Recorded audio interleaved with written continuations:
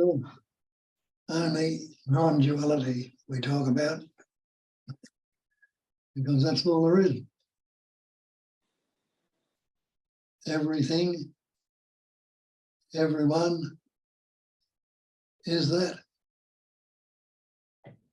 Though it's appearing as the many, the one as the many, it's still only the one. And it couldn't express or know itself if it didn't express any other way. Because without that expression, it would be pure emptiness.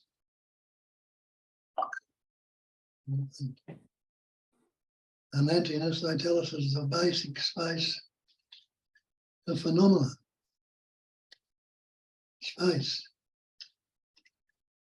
Everything is the content of space. There's nothing you can postulate or think of that's outside of space. What could it ever be in? So, if, as they say, it's true that everything is the content of space, the basic space of phenomena, because it's a phenomenal manifestation. And the definition of phenomena is that what appears to be. It's all seemingly appearing. And an appearance is not the actuality or the reality. It's only seemingly.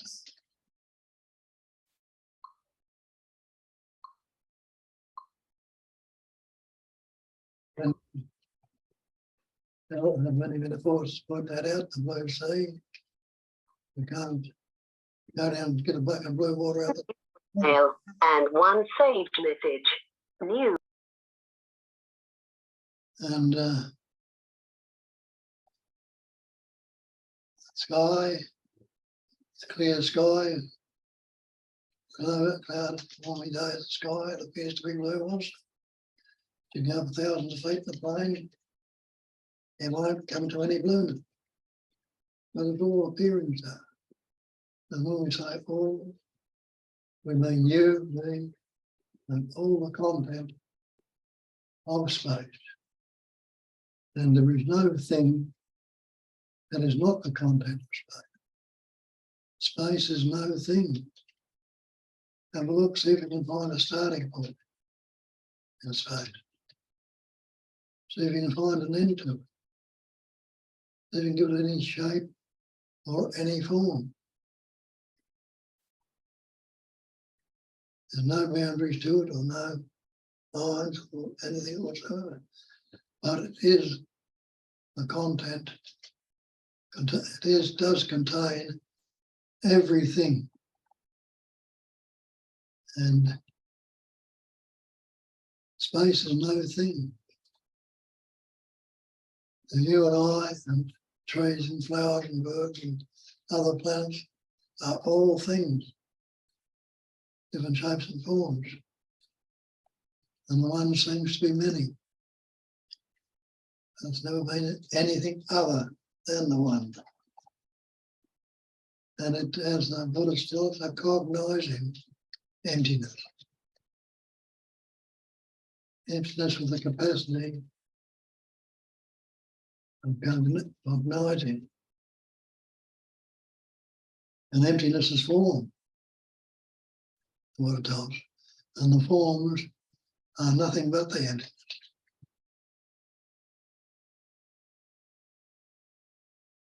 Like a mirror. The mirror reflects anything that appears in them. Images and patterns, shapes and forms appear. Don't go up to the mirror and try and pull some of those things out of it. You realise there's nothing there, it's gone. Only the glass back. Glass back by something that makes it reflect.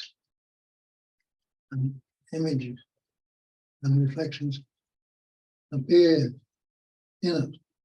You can't say they're not there, and you can't say they are there. And I've got coloured paper on the window in the room next to me here. When the sun comes round to the west, it shines through it, and colours appear on the stairs. Now, none of those stairs have got any colour on at all, but there's some beautiful colours in the sunshine and appearing to be so. That's what I mean by seems to be. They appear to be and seem to be there. When investigated, they are no thing. No thing. Though the trees and the hills and everything appear to be things, something. They are in reality just appearances and no thing. The content of space. But we've taken the belief that all these things we see, hear and think about are real. We take them to be real and believe in their reality. And if there is other than this seeming happening, which is called me and the other, is not absolute. It's separated, it's divided. Become two, seemingly two. But there is no other. Two ends of the one stick, two sides of the one coin. A different way of putting it. And Shakespeare told you that 100 years ago when he said there's nothing either good or bad, but thinking makes it so. And look at the way you think. Past and present, future, day, night, winter, summer, here, there, high, low, good, bad, pleasant, painful. We're always thinking in the opposite. The words we've learned or picked up are doing the same division. And so the division is all in the language, in the words, seemingly so when we look at it in the seeing. But what you are seeing is objective, not you. No, that's what comes when the subject-object comes in it. Dualism. And the thing is, when we learn language, parent telling you little Billy or Jane or whatever your name might be, you take it on board without questioning. I am little Billy or I'm little Jane. It's temporality. And then we learn more words and language. You go to school. And so we reinforce that belief without questioning it. And that's what belief is. An unquestioned of something. In the absence of reason. Acceptance of an alleged fact without positive knowledge and proof. We learn words. Then you weren't born with any words. And you didn't pick up any words till the capacity of reasoning developed in you as you grew up. Because a little child, when he's born, for the first couple of years of life, doesn't know any words, hasn't learned, the reasoning hasn't developed to that extent. But then when he learns words, he still takes it to be real without questioning it. Now I am little Johnny. A good boy or a bad boy, thinking good, bad, or I'm happy or I'm unhappy, fearful, joyful. The words constantly dividing and separating the life essence that I am, because the energy of belief goes into it, because through that capacity of reasoning, and we take it to be dualistic, me and the other. And then we've invented a God as other because we don't feel contented with being this little I. We're told that, that's reinforced by the beliefs, and we're told there is such a thing as a higher power, a God that'll look after us.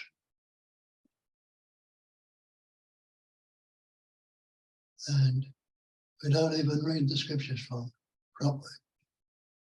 Because it tells you in the Bible, in the beginning was the Word. The Word was the God. All things were made by him, and there was nothing made that was made without the Word. Isaiah tells you be still and know that I am his God.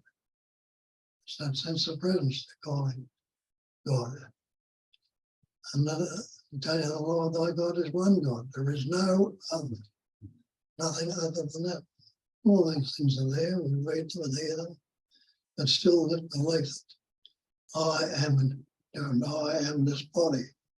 I am this mind. I am this person.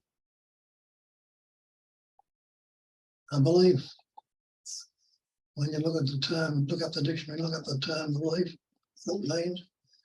An unquestioned acceptance and the absence. Questions of something in the absence of either.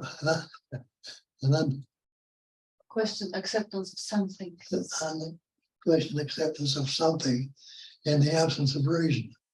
Acceptance of an alleged fact without positive knowledge or proof. An alleged fact. People have told me I was so-and-so, and I believe that. And go to school, and all the little kids around me living there, this separate entity, and reinforce it. And the parents and everybody else around us reinforce it. Because there are not a great many that are ignorance. And they tell us that in some of the texts that know about it. They say that's what the problem is, ignorance. And when we read that, oh, I'm dull or stupid, I can't work this out. Bad life, but they don't mean that.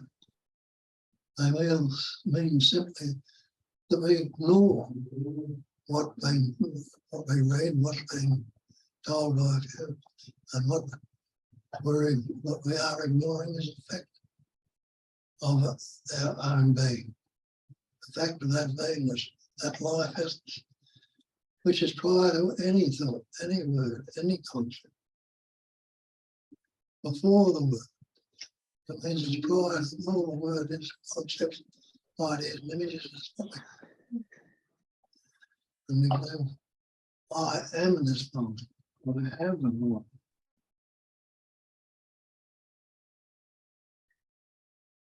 It's only I'd have a concepts, words, ideas, images. There's only then call mind if you can. And you look what you can't find anything.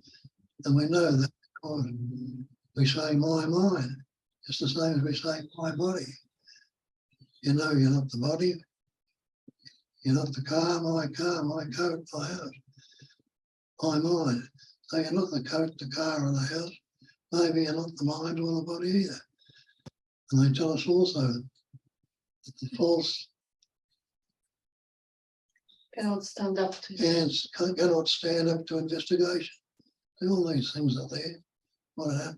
You read them many times and try and look between the words or past the words into seeing what we think or try to believe, make some concept of what we actually are.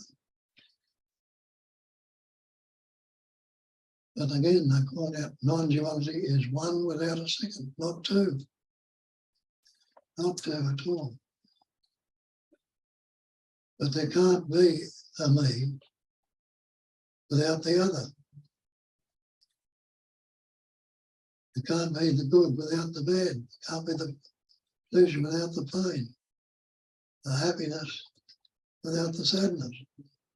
So nothing can be known except unless it's related to something object. So look at these words we've got.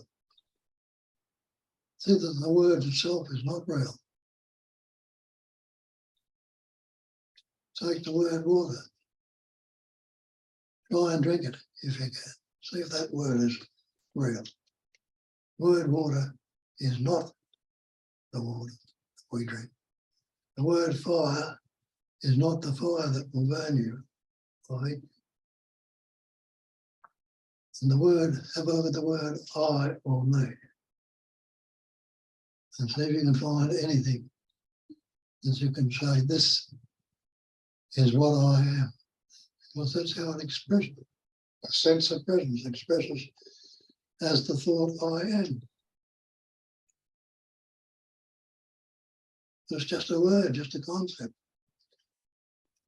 I amness is the sense of presence. You know, you are present right now. You don't need to say the word I am present. You are aware that presence is there. This awareness is present. It's happening right now.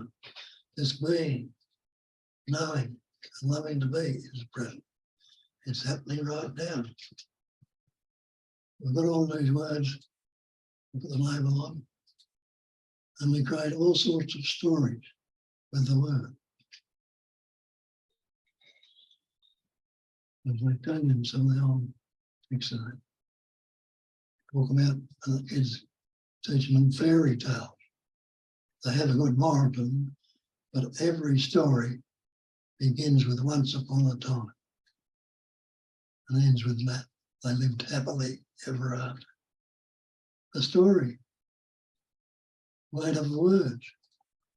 Because when you look at time, time is only another word. Investigate that and have a look. Because that's what they tell us also. The false cannot stand up to investigation. Just these words out that you've taken with you. Who or what am I?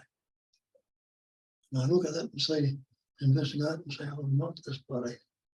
I'm not this moment.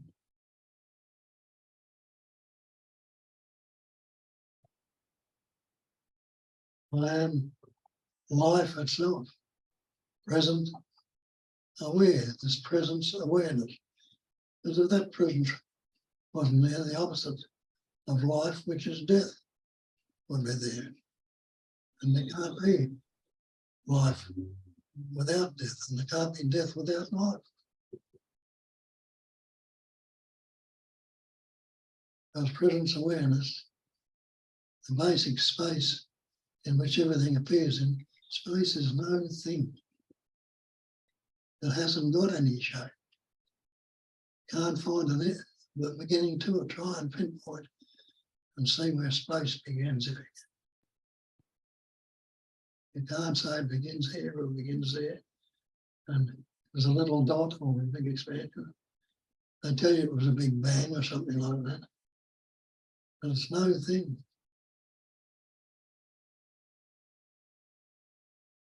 And if it's no thing, and you think it has some size or some pattern shape, it couldn't be there unless the opposite was there.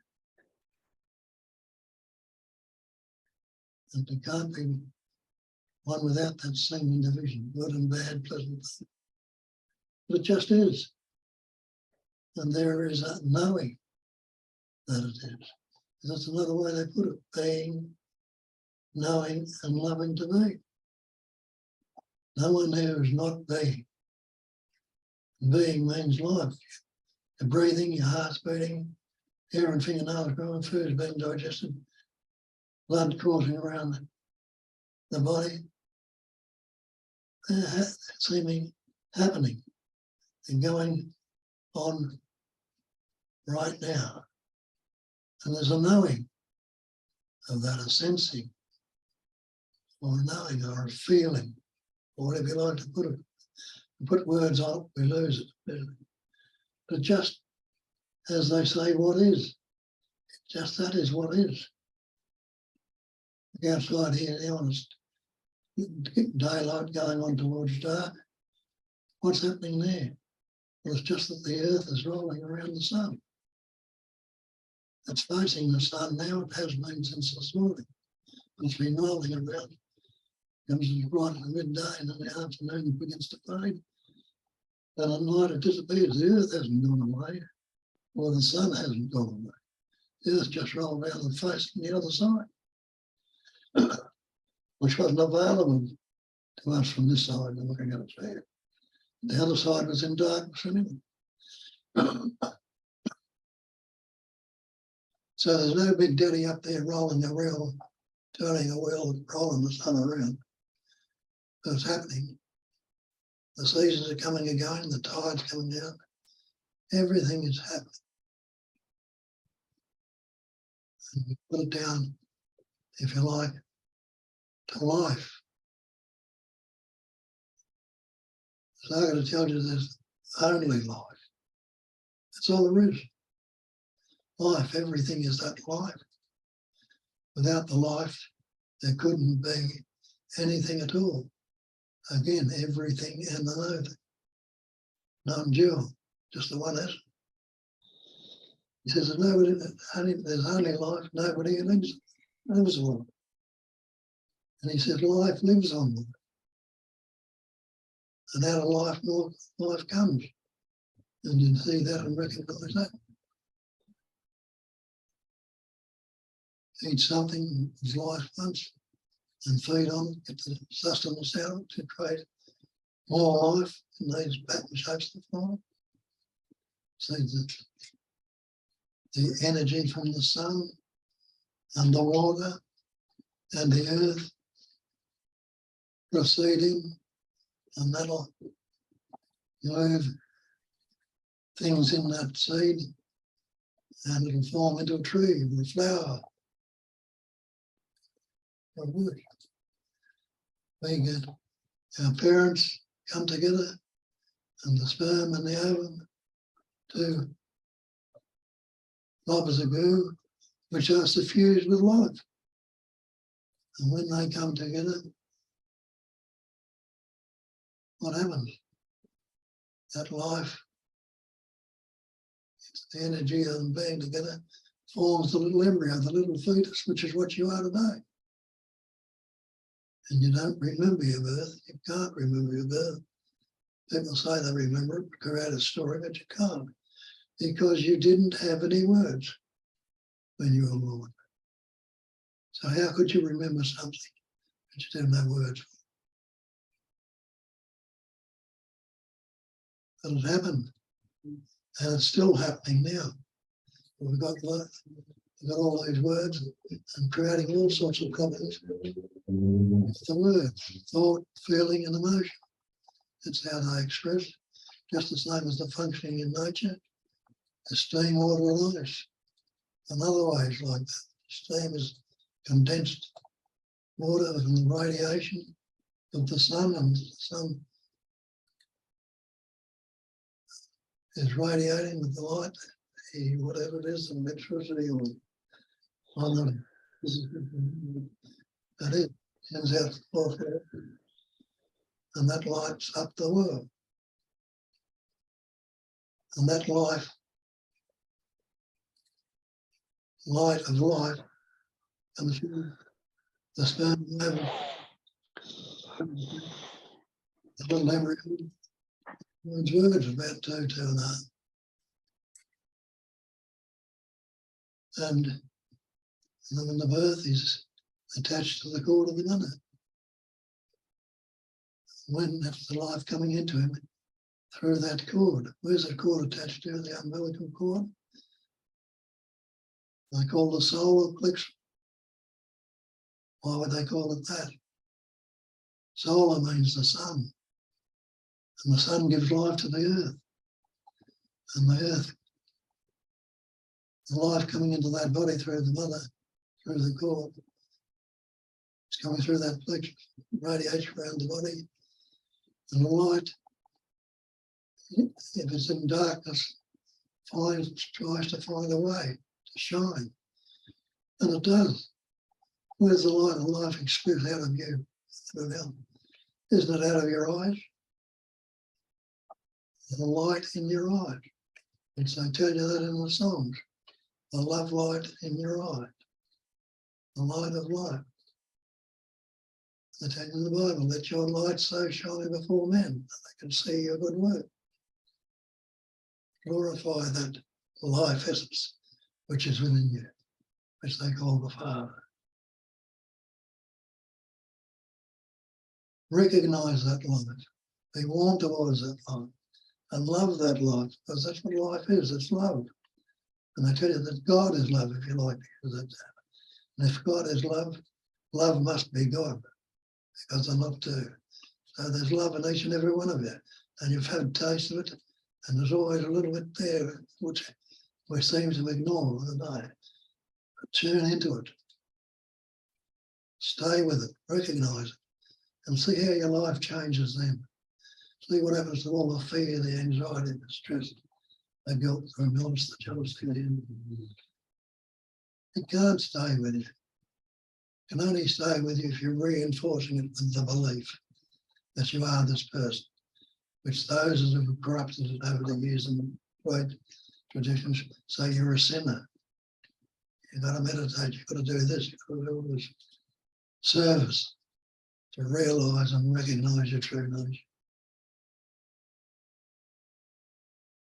You ask yourself what's wrong with right now if I don't think about it, and you realise you can't say anything at all about the thought. But you also realise that when there's no word there, no thought, like in deep sleep, you haven't disappeared, it's not the end of it. So that life is still there, whether it's operating through the brain or whatever. The life is constantly and ever with you. Breathing and beating your heart, growing your hair, fingernail, rolling the earth, the sun, around the sun, causing the seasons to come and go, the tides to come in and out, planets to form and blow up, disappear, and more.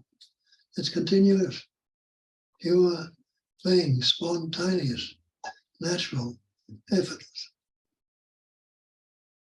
Put the concepts on it, the word on it, and the worst one we put on, after all, I'm only human. And put the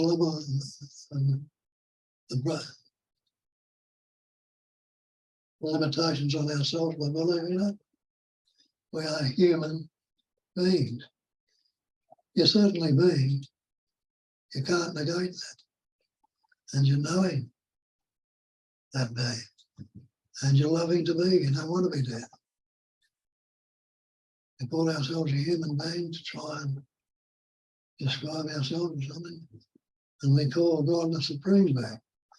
We believe that this higher power that's greater than us, that's forming all these patterns, shapes and forms, not realising it is the very life of you that's never changed. Pattern, shapes and forms are appearing on it and in it, and it's still only the one. So we separate ourselves from the absolute. It's absolute or the great perfection. We separate ourselves as a human being. Or God, the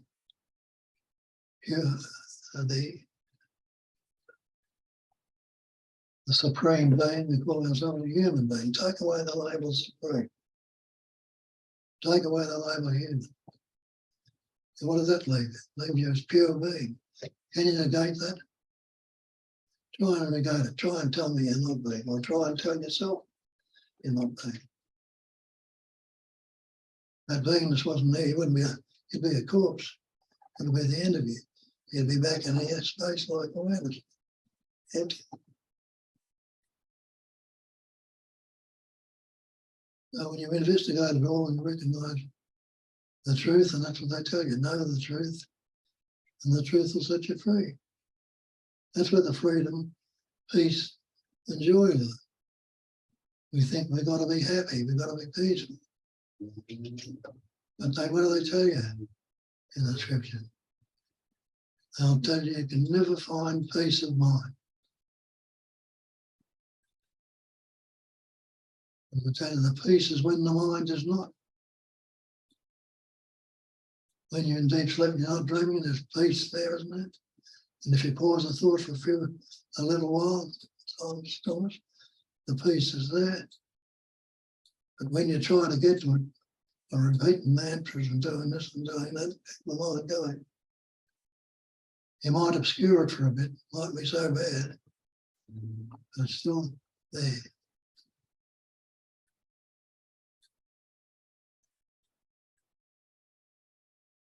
So that pure being, that's how they express it.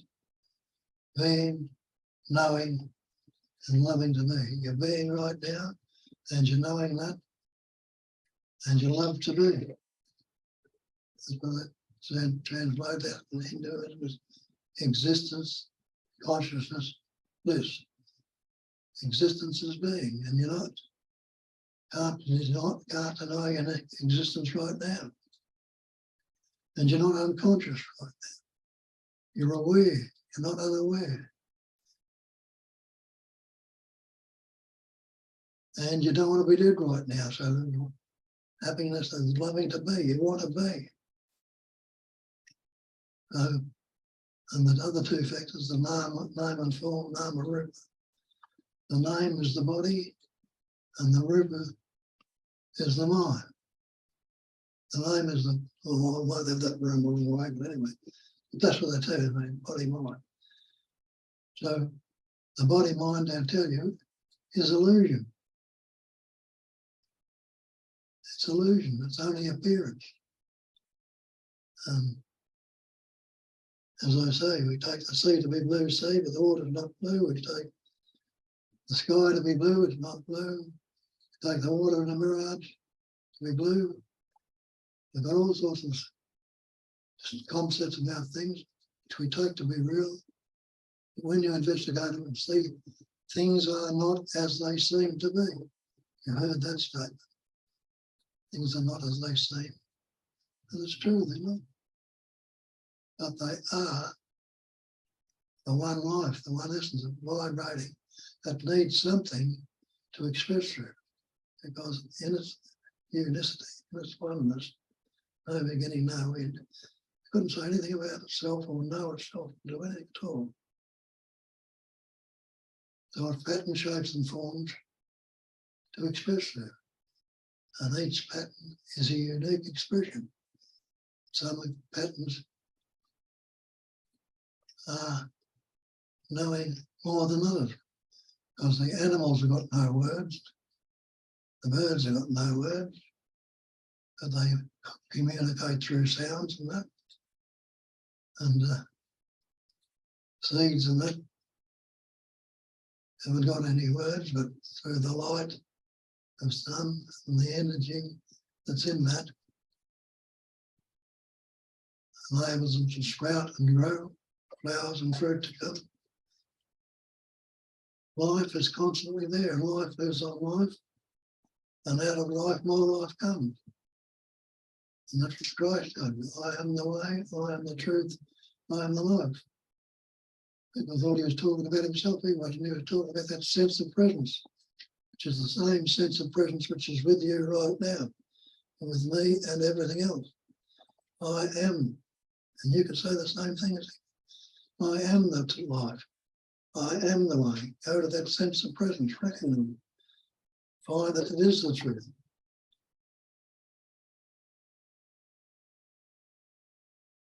And as they say, abide as that, or let it rest in its uncontrived singularity. An uncontrived singularity. Singularity is one. We're not contriving any concepts or words to disguise it or lose sight of it or obscure it. And that's what the words do. They obscure our true nature. Be open and let that light shine through. And really, as Masada puts in your movie and dream, a dream you call the world. He says, stop looking for ways out. The dream is not your concern. Let the dream happen. Your concern is you love one part of the dream, not the other. And that's it. We try to make the dream happy when we don't like it, but it's not. He says, love all of it and none of it. Don't fight with it. Don't argue with it. Just leave things be as they are, as is. And the rest will be done for you. And don't you see that? What were you doing about growing in the womb? What were you doing about the sperm and the ovum when they connected? You had no idea or concept at all about it, but it knew that essence that you are was the knowing. The knowing was the realising or the recognising, and it knew what to do. It's growing you, it's still growing you right now, breathing and beating hard. So leave it do, be as close to it as possible by relaxing into it. I'm trying to work it out on this because that's obscuring it. The thought, the thinking, nothing either good or bad, but thinking makes it so associated. And that's the only way we can think, in pairs of opposites.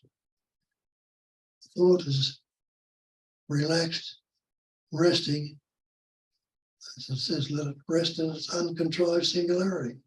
If it's not being well, it becomes a singularity. Uncontrived, you're not contriving any concepts, thoughts, or ideas about it.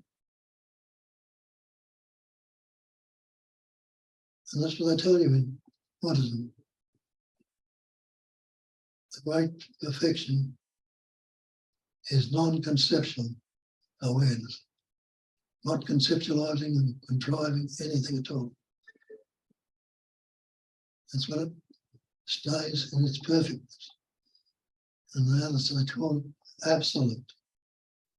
It is absolutely all that there is. You can't add anything to the absolute. You can't take anything away from it, or it wouldn't be absolute. Same with the perfect. You can't take anything away from the perfect. You can't take anything, add anything to it. It wouldn't be perfect. There are words to describing it. What if you recognise that you are the absolute? If you are the absolute, nothing can be added to or taken away. Is there anybody who could be superior to?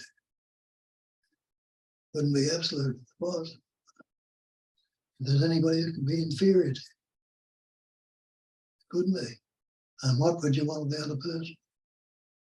See, all the world's problems in the recognition of that, all of them are going to disappear. You're not going to be chasing around trying to take this one down and watching that they don't take you down, or fighting with this one or that one. Or you think he's better or he's worse. They say, let it rest in its uncontrived singularity. Leave it is in a singularity. And in that singularity, it's spontaneous presence awareness. And it's transient. That's what spontaneity is, transient, change, constantly. Time is a mental concept. When you look into time, it's duration. Is there a past? If you don't think about it. If you look at that and say, without a thought, is there a past? Can I live in the past? Well, try and live yesterday. Try and live a few moments ago. You realise you can't live it. You can go back and recognise some of it, but a lot of it's forgotten. And that's why a lot of your previous life is only parts which you can remember now.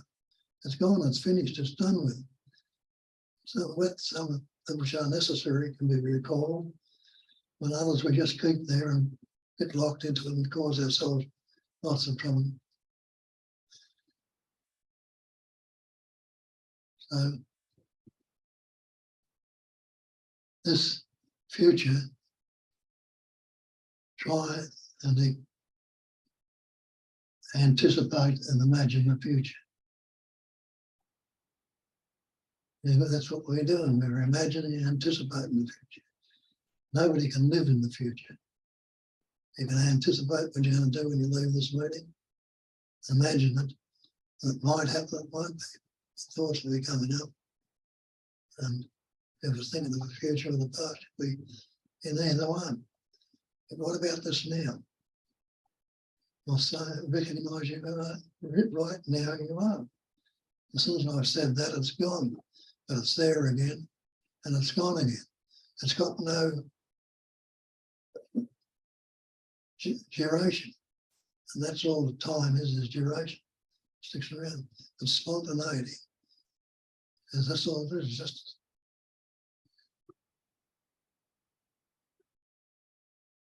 a vibration. Or what they call soma or something like that, and the movement of energy and vibration. But it's constantly and ever spontaneous. Recognise that and recognise the life that's going on in you without putting all the concepts on and problems, free of the beliefs and anxiety. A lot of sense of well-being here, being well, nothing wrong.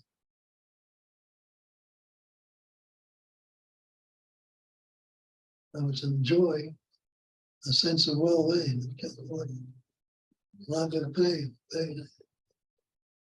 happiness, contentment, because it's not being disputed or argued, and the sensations expressed through this pattern we call the body: thought, feeling, and emotion.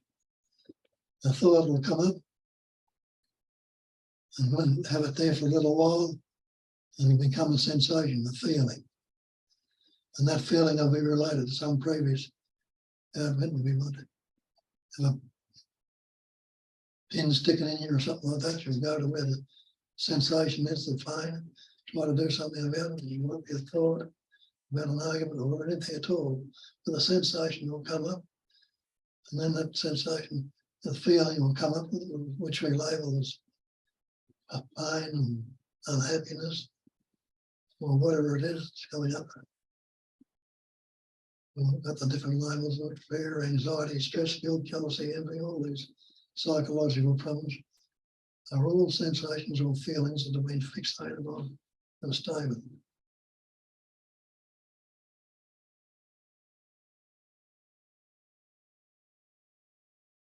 What happens as soon as they come to that feeling and becomes the fear and anxiety? That becomes emotion. Anger, fear, depression, guilt, unhappiness. And what's emotion? Just a vibrating pattern of energy moving in motion. It's what I call emotion, or feeling emotion. You go out like the snake in the rope, it's a good one to say. Bloke steps out of his cabin on a dark night, it's wet, been raining, and he stands on a wet piece of rope.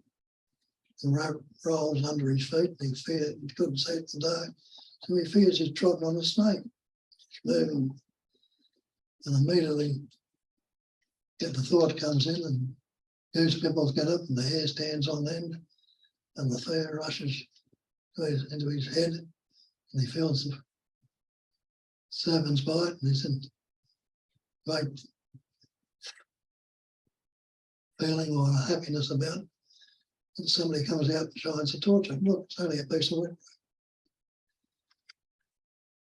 Well, immediately he gets a sense of relief. Not so. It doesn't have to be an emotion there. But the fear and the trembling don't die down straight away, because they're physical. It's been there long enough to cause a physical. Become physical and cause a problem. And how many thoughts do you have like that? That you see through them straight away, something on, and you let it go. Doesn't look at anymore. But what about the others that you're attached to? They can hang around for days, weeks, years, sometimes. Beat the hell out of it with the words.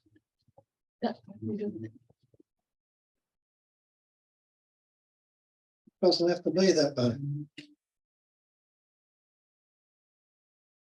Anyway, that's about it. A lot of you there have recognised this and tasted it. And I'll be able to use better terms than I use. And somebody there that's not recognising so much might hear what you're saying and resonate with it, where they mightn't hear what I'm saying and resonate. And that's how it's passed along, by one recognising it and converting it on. And if you're open and understanding, you'll recognise. And they call it a cognising emptiness. And the Buddha told you that when he said emptiness is form. It's that emptiness that's doing the cognising, and it's forming all this manifestation. Emptiness is form, and he tells you that the forms can be nothing other than the emptiness. So you and I are forms. And if you don't want to believe what I was saying, believe what he said. You might want to believe him either. But see it for yourself. That emptiness is form, and form is emptiness. And you are that cognising emptiness, the pure intelligence energy. Intelligence energy, the activity of knowing. Intelligence is knowing. And all this manifestation is not willy-nilly or accidental patterns. They're all intelligence, intelligent ways. The body, the trees, the flowers, the birds are intelligence. And knowing, in other words. And knowing is energy and activity. So when he talks about intelligence, energy, the activity of knowing, it's another way of putting what you truly are. So away you go. Okay?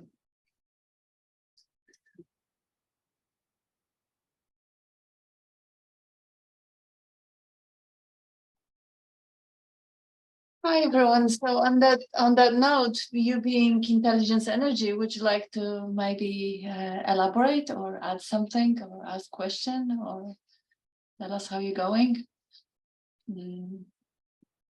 I think we have the old team, everyone been here before, so you know the format.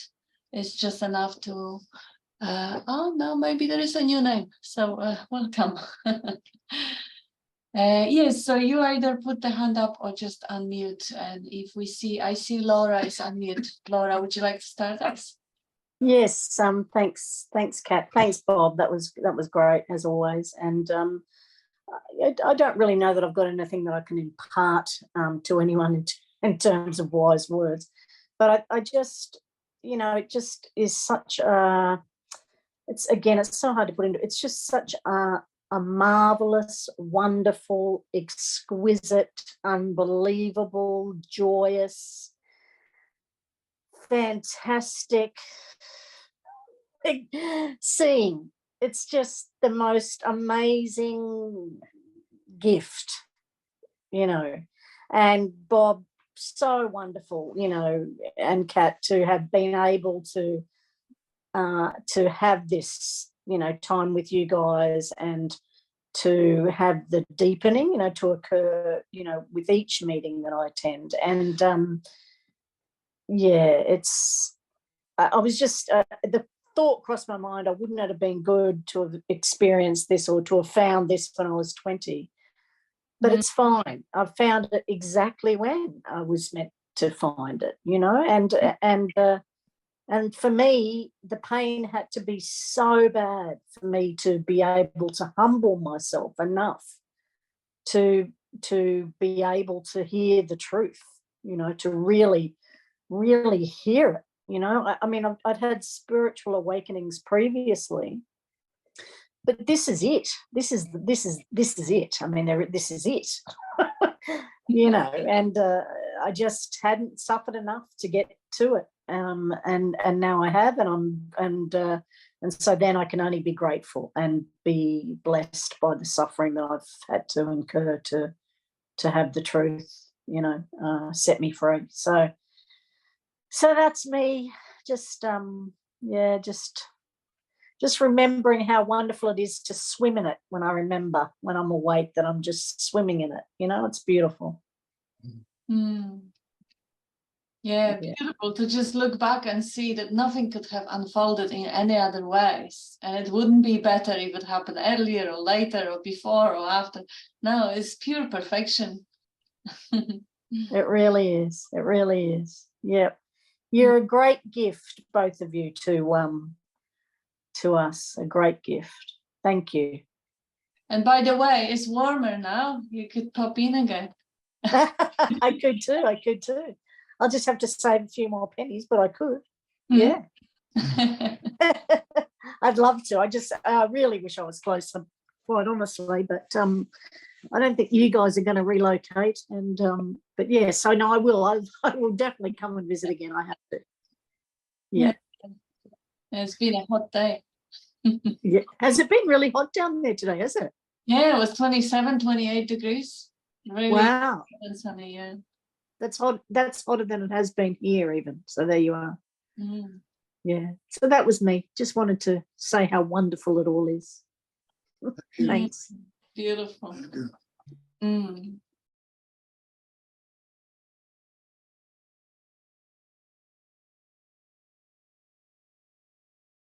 And the great part of it is, even if it's not, objectively wonderful according to a social standard of wonder, the freedom is still wonderful. It's actually amazingly freeing to go through challenges in life and not take them personally, to witness your own character defects and not beat yourself up. I mean, again, the defect is a social sort of convention, but witness anything that arises, pleasant and uncomfortable, and all of it, and just be free in everything and see the divine beauty in everything, even if there is pain or discomfort. Because if that body mind responds in a way that may not be whatever, wise or appropriate or whatever, it is the body mind responding to the environment. It doesn't mean I am not good enough. It doesn't mean I am deficient. No, it's just a conditioned behavior that is exhibited and is witnessed in the presence that I am. So in a way, the freedom is just lost the obstacle. Freedom has always been there, but in that field of knowing, in that field of freedom, there was illusion of self claiming the bondage or claiming anything in that matter. And now, if that self is disbelieved, there is nothing standing in the way of seeing that unfolding, spontaneous unfolding in a way that is light, even if it's uncomfortable, even if it's a back pain or whatever, or health challenge or interaction with other people that may be less than ideal. Even that, in that discomfort or displeasure, there is a freedom, that it is not personal, that it's not that, like Bob says, oh, there may be a God that, he's unjust, he's picking on me. So why am I a victim? But I see Connor is on mute. Would you like to jump in, Connor? Hey. Hey guys. Great to see you. And yeah, another beautiful talk from Bob, and really liked what Laura said before as well, and it kind of spurred me to talk, I suppose. I haven't spoken for a few weeks because I think despite you guys' infinite patience with my 1,000 queries and clarifications, the pointer that really kind of overrode everything of Bob's was just to relax into it, and that's kind of taken over everything now. And it's like I honestly can't even remember pretty much any realization I've had, and there's been like thousands of them, and I don't really care. And increasingly, what used to be, maybe I would talk to people about this and I would talk about a realization I had, but increasingly it's just like everything's all good. Maybe it seems to just be increasingly coming across with just my presence potentially, or just the fact that I am, and just want to express my immense gratitude to you both for your part in this, whether it's an apparent part or a true part or whatever. But I think the community that you guys have here is just so incredible. Like I don't think it's quite realized how important the format of how you guys spread this message is. Like, so many teachers talk about the natural state, but like everything about the way these meetings are run and the way you present it is like natural. And I think that's so critical, actually. Like all the small stuff, like you can see the cats walking around the background. You guys are just chilling at your house, you know, and like you're so accessible as people and you really live it. And I think it's a sort of underrated aspect of how it comes across. So just wanted to thank you for absolutely everything that you do and the way that you do it. Yeah. Thank you. That's beautiful.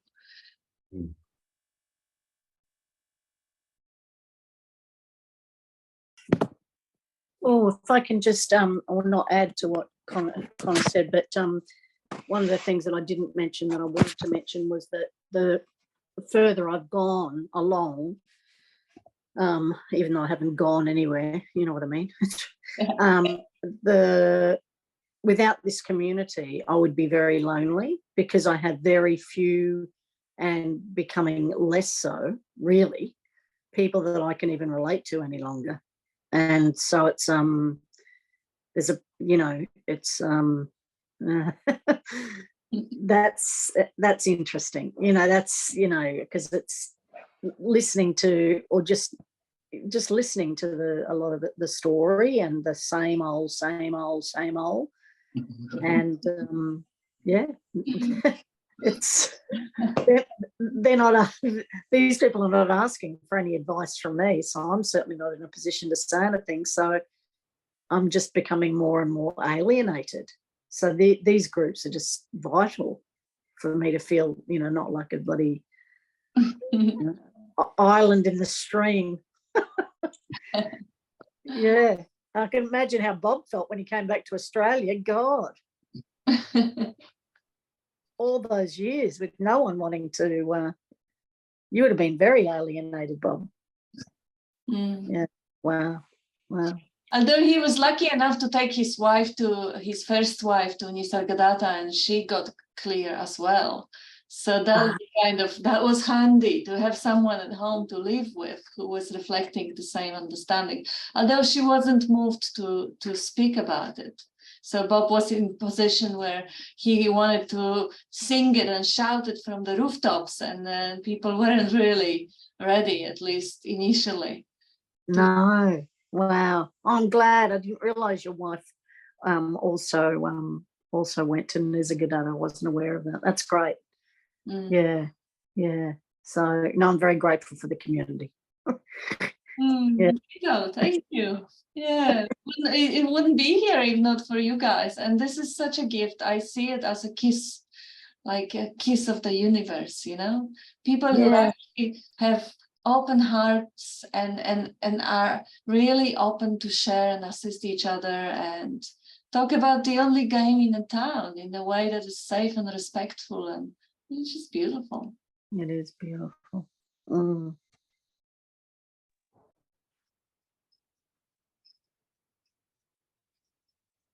And even that, you know, that period of alienation, life changes constantly.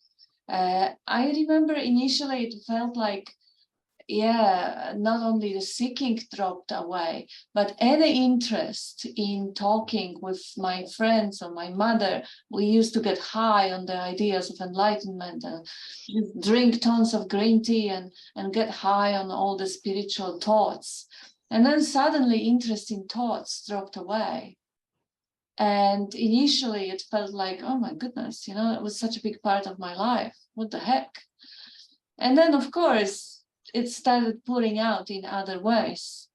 And now I find it the most amazing to actually be around people who never had any exposure to non-duality and listen to them and hear that they also have the same life, the same wisdom within them, sometimes coming out in a different ways than we present it. But I'm just open to hear rather than talk. And that's also an adventure. That's also nice. But I see Mitra is unmute. Would you like to say something, Mitra? Hi, Hey. hi Bob, hi Kat, hi everyone. I mean, I also want to, express my gratitude. I'm not even aware what is this doing to me, but it's doing something.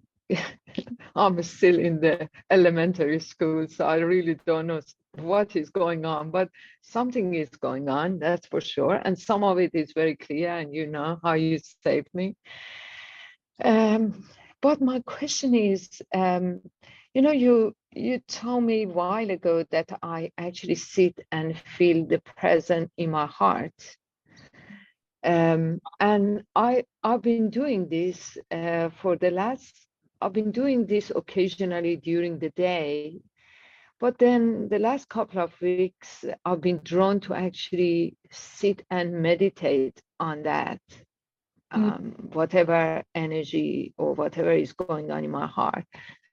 And so when I sat with it, I started from the very beginning, from the person. That's not new. It also happened before. But now it's just very intense. My heart always been like, every time I sat, it was like a mess going on. But now the mess seems to be not there, but it's intense pain that when on the right side, and as more as I give attention to it, as intense it gets. And so my question is not like I want to get rid of it, or, there is no fear.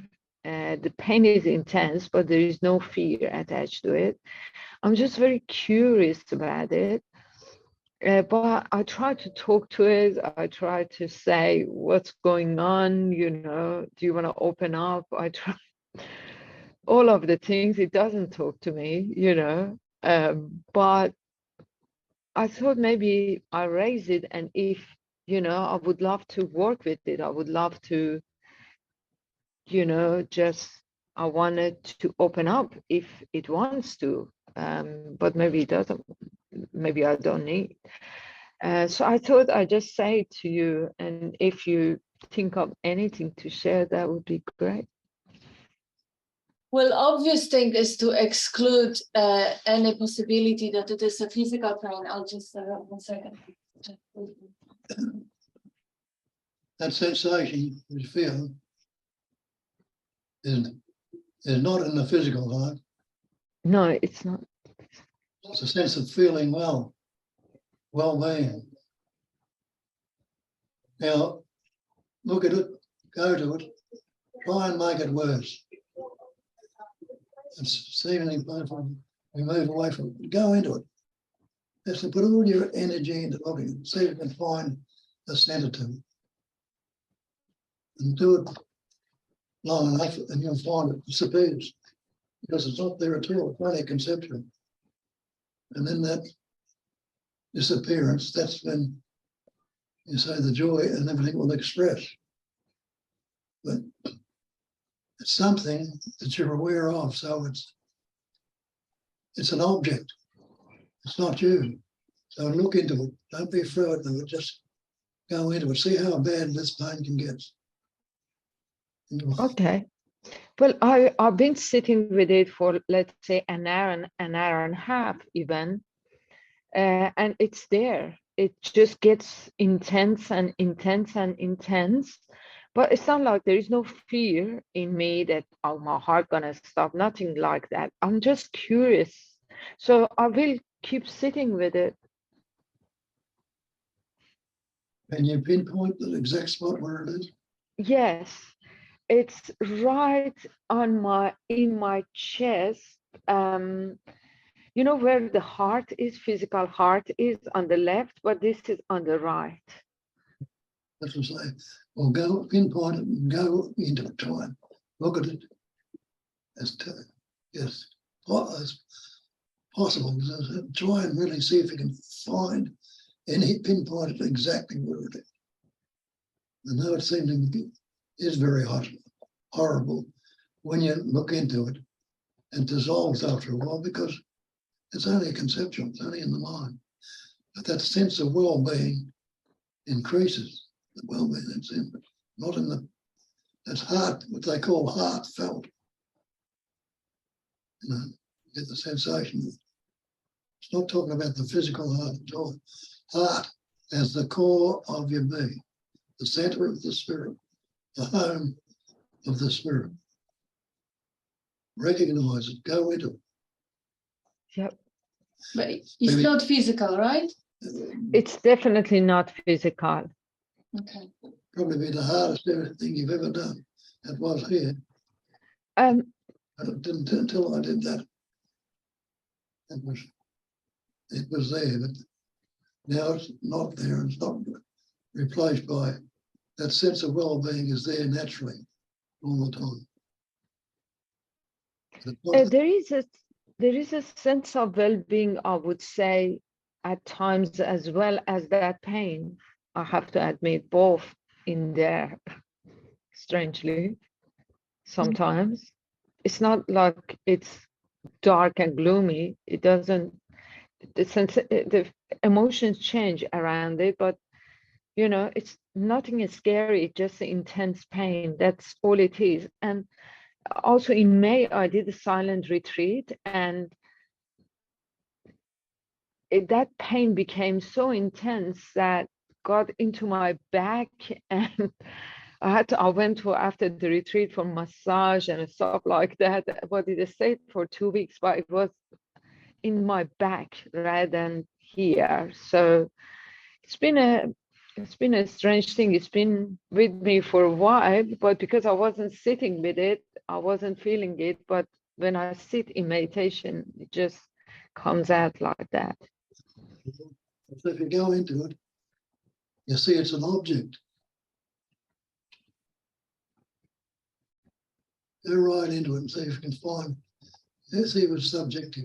If it is you or anything to do with it. It's objective. And did massage help? No, it didn't. But then it went away after 2 weeks. But that just went to my back.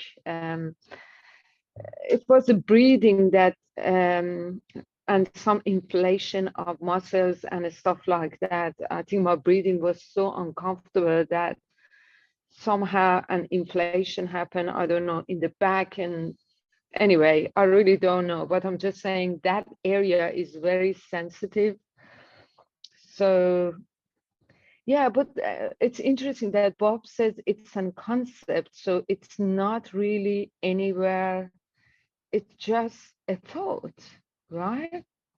Well, I had an That pain. experience with strong pain during Vipassana meditation, and it was purely physical because of the position, because of the breathing, because of the, you know, the way you sit. If you don't naturally sit in a way through the day, you may not have the structural muscles that would support the position. But I would not exclude a possibility that this is the posture related thing, especially if meditation is not something that you do for 20 or 30 years. Yeah, but no, I'm not a big meditator, but I also, when I lie down in bed, you know, at night, and I'm focusing on my heart, it happens also. Like I feel the same pain. But I'm just going to sit with it. And if Bob says it could be a thought also,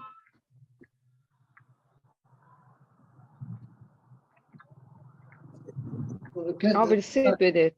if you try and make it worse, like if you've got a bone or a bruise on your body, you can pinpoint that, and it gets worse. Then you know it's worse. But if you look into this, get your whole sensations into it, to find all those sensations in the looking at it, all of them in the looking at it, and it just disappears because You look at it anyway.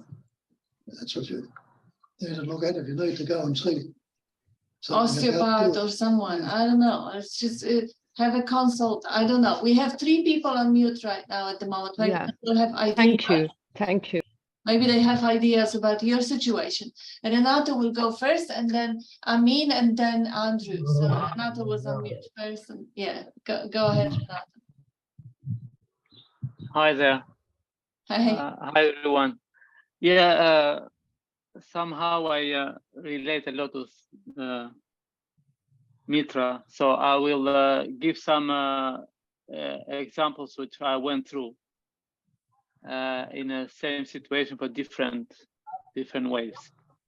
First of all, what I did a test when I was doing lucid dreaming many years ago.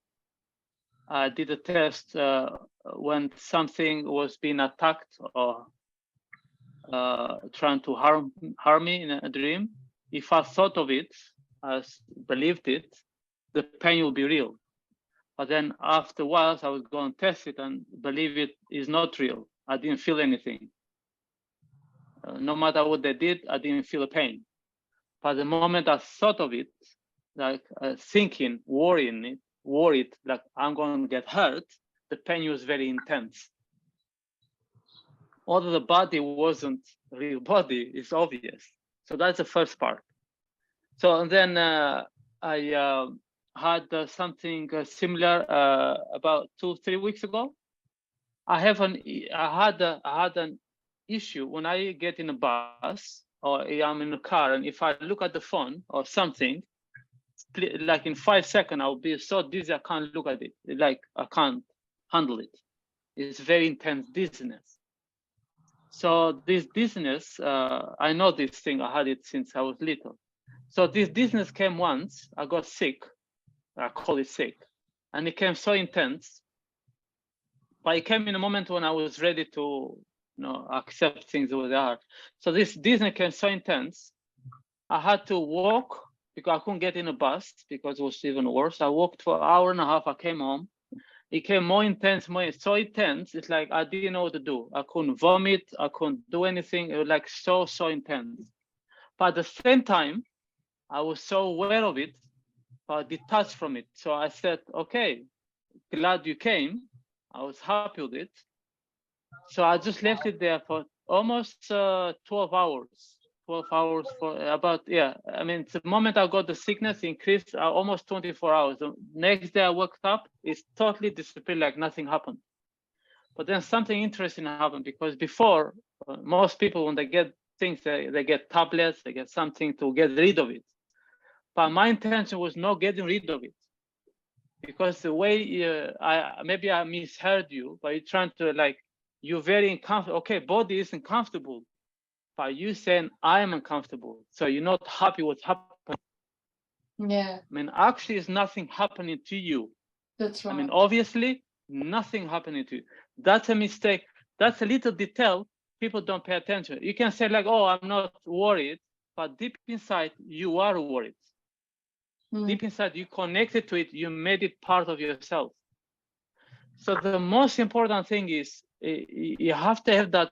If you, because that awareness, which when I'm like 100% and one, Bob knows, this being existence, that never change no matter what happens to you. Yeah. Die, live, everything, nothing change. You being aware doesn't change, doesn't go higher, low, or whatever. So being aware, so the moment that feeling comes, you have to be aware how you think about that feeling. That's most key point. You have to be, because it's so tricky. Mind is so tricky, can manipulate it in such a good way to make it think you're doing the right thing. Do you get me? So it's like very tricky. Anyway, to get to the point, so this thing happened. Yeah, that didn't happen before, because before the moment that dizziness was coming, I was trying to lie down, trying to avoid it, but this time I didn't do anything. Like emotion I had before, but this was painful, like I couldn't stand. I didn't know that it was so painful for the body, but I was like totally okay with it. Now the tricky part happened. When I went to work the week after, the day I went after, by mistake, the bus moved. I was looking at the phone, trying to do something.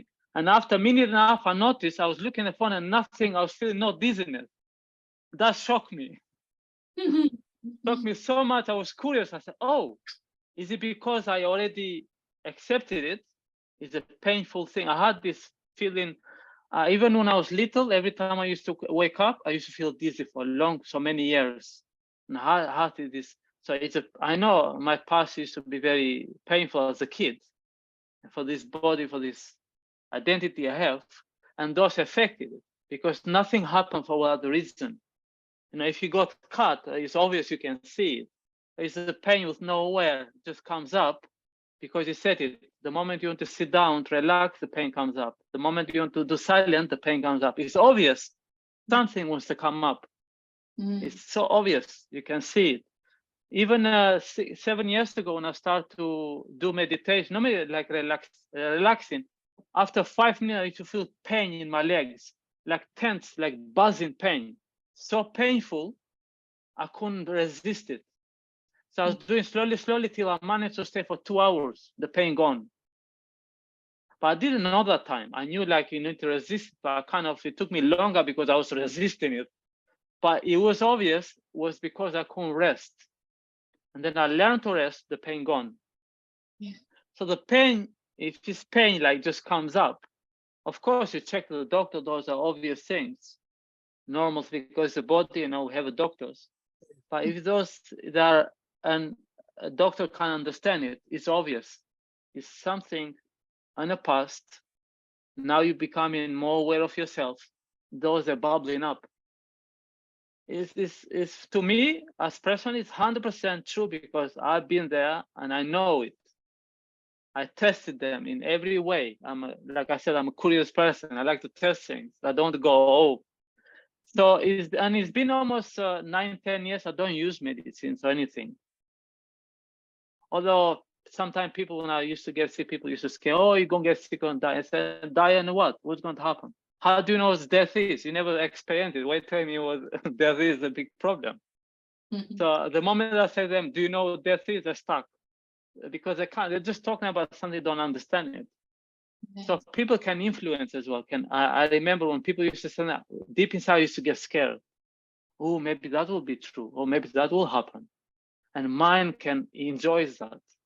More worries you give it, more enjoy to these things. So it's only you paying attention, but be aware how you pay attention to it. You pay attention because this thing is bothering now, you have to deal with it. Oh my goodness, now I have this pain, okay. I need to be mindful, all those things. You have to be aware how your mind thinks of it. It's totally the mind game in a way. Just be there, it's pain of the body, you know the body. You have to really let go of that. Body is in pain, so what? So let it be in pain. If you need to do something, do it. But if it's something you don't understand, it just let it. My own intuition says it's, I don't know, whatever it is, because since I'm going to Bob, I feel like lots of things are moving through me and come out as pain. Like I had pain in different parts of my body. I know maybe it's not relevant to, but I think it is because it's nothing to do with physical. So they get fixed after a few weeks and they've never been so intense. But I feel like just going to Bob is doing something beyond my understanding. I cannot explain it, but it's doing something. I feel a change in my level of awareness and consciousness, but they come as pain in my body, This is the last bit, but I had other pains moving. Like I had my hand in pain for 2-3 weeks, this part of my hand, and I actually did a hypnotherapy session for something else, but this pain was totally gone. But it was 24/7 before hypnotherapy, and it came after that as well. So it's nothing physical, and the other parts of body as well, and now it's the heart. And I'm not at all afraid. I think it's a really good thing. I thought maybe there is a way that I can actually make it open up to me, to talk to me, to, I think it's nothing physical, I'm pretty sure. But I think just going to these sessions is doing something. And this is also part of it. But the thing you understand is, I'm trying to talk to you. Who is talking to who? If you're trying to talking, who is talking to who? That's a good question. To who you talking? Because that's the thing. You see, the mind can play so much games. Let's talk to it. I did the therapy and things, a lot of things. Thing keep extending because you're trying to fix some. It's like you have a you fix it. You have a tool, and that tool broke your equipment, and now you're trying to fix the equipment with the same tool. You never fix it. That tool broke it in the first place. You have to get rid of the tool. So now you're trying to fix. You're trying to someone here trying to fix someone else. And you are just right there and observing all those things. Example I give you, like 15 years ago when I was doing martial arts, my finger went L shape, like this. I broke it. In that moment, didn't feel it. I was just shocked because I was always being an aware person. I always am aware whatever happened. I was shocked, and the teacher took it, boop, cracked it back. Still, I felt dizzy in that moment because of fear and things, but pain didn't feel. But the next day, I felt pain in the finger because it went back to its place. So now you're saying you went to Bob. Bob is helping to go back to your natural place. So all those feelings now, they're coming up because they're going back to place. Now they're expressing themselves with that pain. But it's a body. Don't try, now your mind trying to fix a body. The mind did the first problem in the beginning. Now you're trying to use the same tool to fix it. It's nothing to fix. Just let it be there. Because you see, we're trying to think with this, and if we do something, it's going to be fixed. But we forget who broke it in the first place. That thing, because we don't remember a lot of things what happened when we were little. And because the system is built to forget the pain. That's that's how it works. If you don't remember, even better. But if you're trying to remember what, then you're gonna feel guilty, you're gonna feel bad, you're gonna feel sorry, all those things. But just let it be there. That's all. Just let it be there. If something comes up, even better. We don't have to try to fix it because it's nothing to fix. Yeah, that makes sense. Thank you. So say, you look into it, go right into it, and if it's not physical, if you go right in it, it'll disappear. But if it's physical, you've got to do something about it. So say if you've got a bruise on your body, you can pinpoint it. But this psychological thought that's going on, created by thought, feeling, when you look at try and make it worse, think it worse, it disappears because it's not got no substance. As Renato saying, there's nothing there at all. I still get pains in the knees and back and everything like that. They're damn physical one. The physical one. And we have Amin is unmute. Shall we invite him to speak? Thank you. Thank you. Thank you. Thank you, Renato. It was a very pertinent sharing. So I don't know if I still have something to say. I want to share an experience I made yesterday. I was going out from the shop, and I had a feeling in my heart of quite a bit of sadness and some pain relating to a relationship. And suddenly, I don't know what happened, but my attention changed, and I wasn't looking at it. I was just being with it. And I just noticed that it was joy. Just beneath the, just, yeah, beneath the sadness, there was joy. And it was joy that was going, pushing from the inside. And I was looking at it from the perspective where I was seeing sadness and and pain, but when this perspective shifted to something just more spacious, I saw it was joy that was pushing.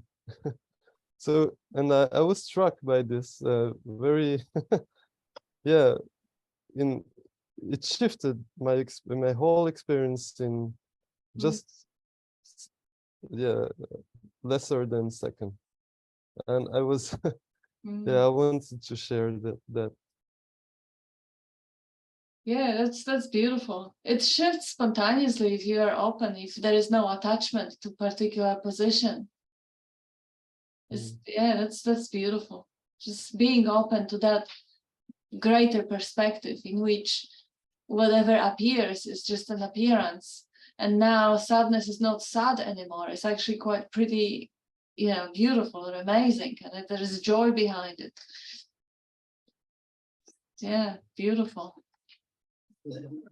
What is it, darling? Andrew. Andrew, did you want to unmute and say something? You were on mute for a moment. I don't know if it was intentional or not. And we also have a comment on the screen from Vivek. It is selflessness of the Brahman, Nisargadatta, Bob. All realized souls are generous enough to spread the message of freedom. Yeah, that comment is here for quite a while when people were expressing gratitude. So thank you, Vivek. And Andrew, were you unmute by intentionally or unintentionally? Okay, unintentionally probably. It was an accident. Okay. And can I add something? Please. Yeah. So I don't know if this thought is relevant, but sometimes I think the mind thinks thinks as itself as alone.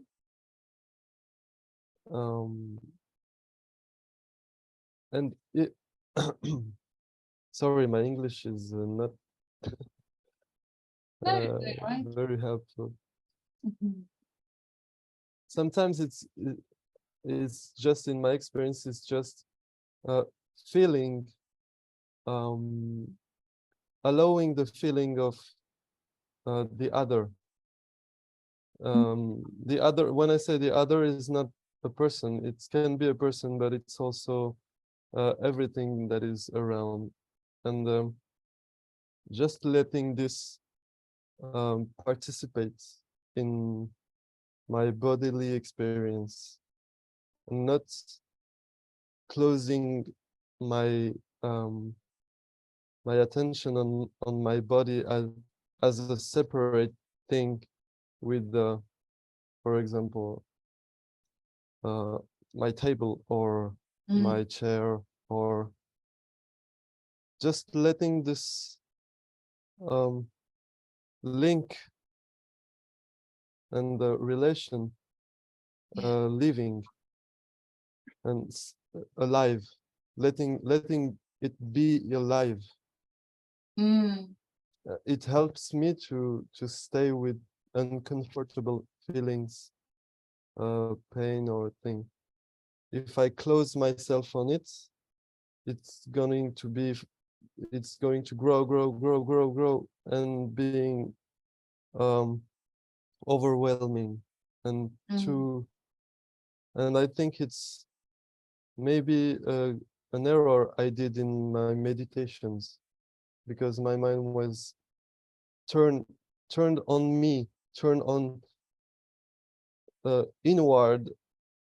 But meditation sometimes is not inward, is with everything, and it's the capacity of being aware of several things in the same time, in the same moment, not only concentrate and focus. I don't know if it makes sense, but No, it I totally wanted does. to share that. Yeah, no, that's beautiful. That's beautiful. That's really what the experiential non-separation is all about. You don't separate yourself to be, I am here and the world is out there. This is me, this is not me. This is where the separation comes from, labeling things as me and not me, I and not I. So just allowing everything to appear in the field, you know, this body, other bodies, the body of the table, the body of a glass of water, all of it, the feeling, the body of a feeling, everything just appearing in a consciousness, and not controlling or contriving that consciousness, just expanding, relaxing more and more, allowing all of that to be as it is. That was, and you expressed it really, really beautifully, that sometimes, you know, that concentrated focus is that this is the very contraction, and relaxing it out and letting life facilitate where is the attention to go, and rather including than excluding. That may be a beautiful, inspiring way of allowing that shift to happen. That was really well said. Yes, and sometimes allowing also the resistance. Yes. In this process, because it may happen. There is a lot of resistance in the process of opening to life, opening to. Absolutely. Yeah, that's a part where it's most difficult and most stuck, because people trying to, I mean, people, there's no people, you know what I mean, that this called people, they're always trying to resist what's there. It's already there. It's like, it's there, it's now it's just, they can't accept it. So that's what they make it even harder to let go and to let the process go quicker. Actually, it actually can go much quicker if you don't resist it. Yeah, including the resistance. Don't resist the resistance, you know, if that's exactly, that's why you need to pay attention when not only what happened, that feeling, that thing bad, but you need to pay attention how you see it, how the mind sees it. So like Ami said, you know, separate completely, just observe. So the mind, you have to be careful with the mind, how the mind sees it, because the mind takes it trying to, you know, do to make it right after. You know, you made it wrong, it's like an addiction. If you make it wrong, now I need to do something to make it right and make it worse.